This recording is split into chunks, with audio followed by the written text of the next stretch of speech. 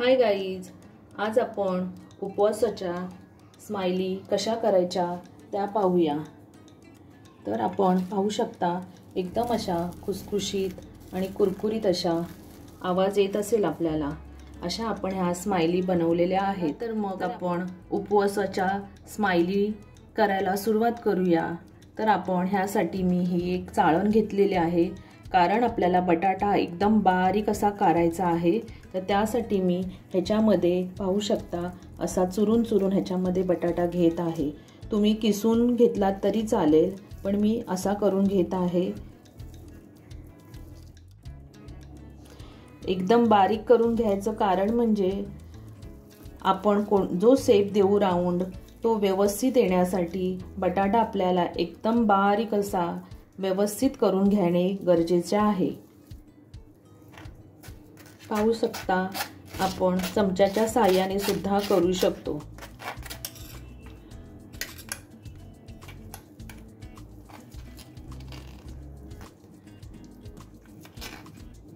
आणि बटाटा व्यवस्थित असा शिजला असेल तर व्यवस्थित स्माइली सुद्धा होतात। बटाटा जास्त चिकट असेल तर स्माइली व्हायला थोडा प्रॉब्लेम होतो।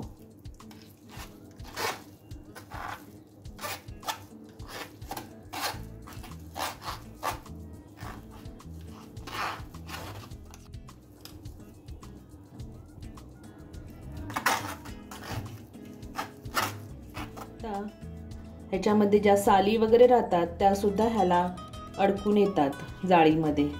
आणि आपले हे बटाटे आता व्यवस्थित असे मी किसून घेतलेले आहेत।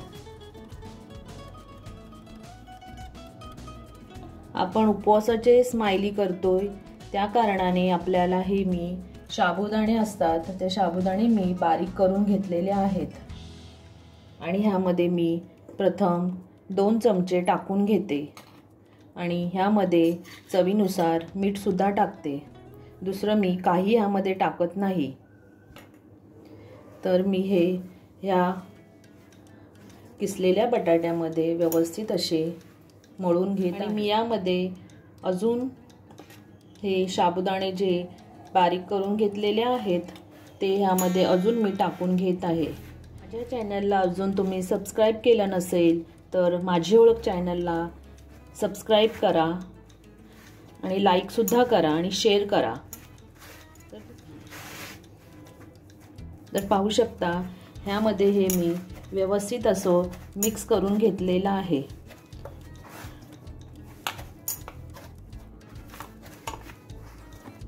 आणि छान प्रकारे आपल्याला हे मळून घ्यायचं आहे। तुम्ही सुद्धा ही रेसिपी नक्की करून पहा, एकदम साधी सोपी होते। आणि आपण ह्या स्माइली फ्रीजमध्ये स्टोअर सुद्धा करून ठेवू शकतो। 8 ते 10 दिवस व्यवस्थित असे डीप फ्रीजमध्ये व्यवस्थित राहतात।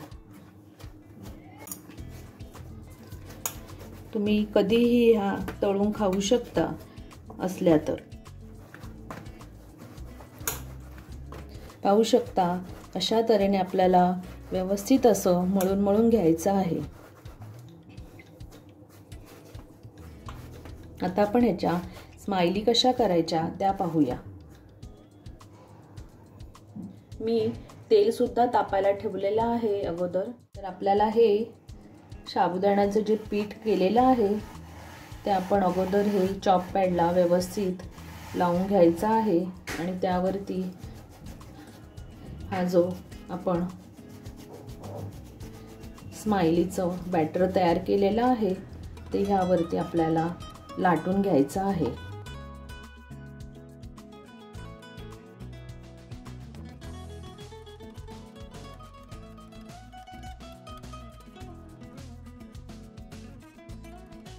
आणि हे जास्त पातळ करायचं नाही आहे।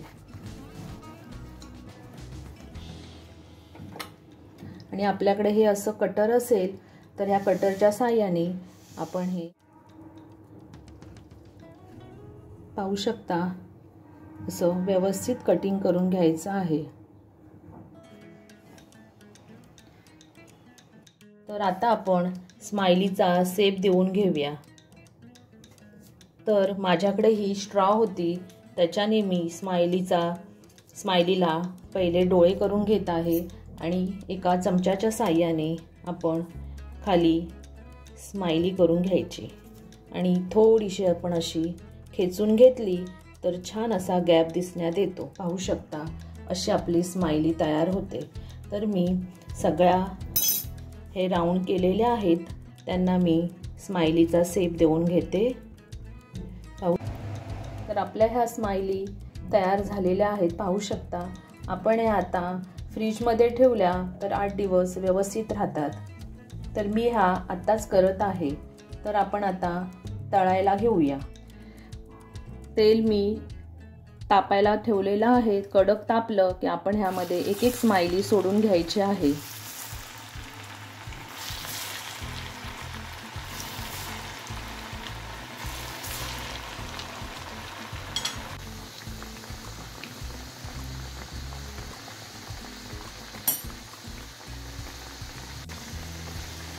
गाईज, हे अगदी साबुदाण्याच्या वड्यासारखं होतं।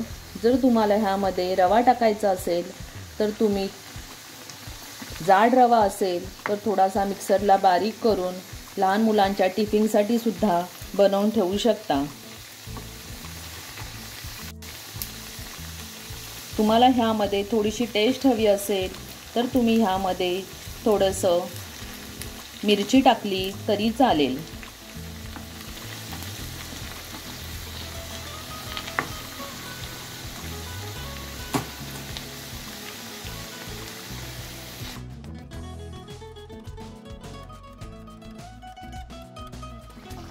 तर आपल्या आता ह्या स्माइली अशा प्रकारे तळून झालेल्या आहेत, पाहू शकता। असा लालसर कलर येईपर्यंत तळायच्या आहेत। ह्या स्माइली तयार झालेल्या आहेत। माझी रेसिपी पाहिल्याबद्दल धन्यवाद। चला तर मग भेटूया पुढच्या रेसिपीमध्ये।